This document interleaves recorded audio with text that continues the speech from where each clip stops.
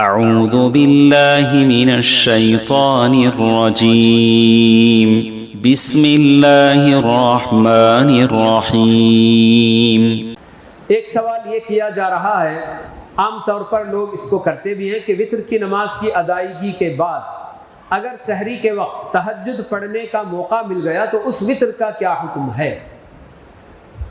پیارے نبی صلی اللہ علیہ وسلم کا حکم ہے کہ اجعلوا آخر صلاتکم باللیل وترا،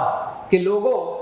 رات میں اپنی نماز، آخری نماز وتر کو تم لوگ بناؤ۔ تو جو بندہ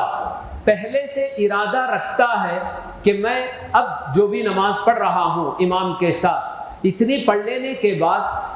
میں پھر میں اٹھوں گا بیچ رات میں سو کر کچھ دیر اور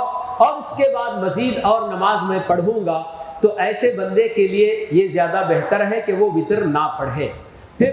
جب جتنی نماز وہ پڑھ لے گا، 2 رکعت 4 رکعت 6 رکعت، اور اس کے بعد آخر میں وتر پڑھے، کیونکہ اللہ کے نبی صلی اللہ علیہ وسلم نے ایسا ہی حکم دیا ہے کہ جو بندے تہجد پڑھنا چاہتے ہیں، رات میں پھر سے اٹھ کر نماز پڑھنا چاہتے ہیں، تو وہ وتر نہ پڑھیں۔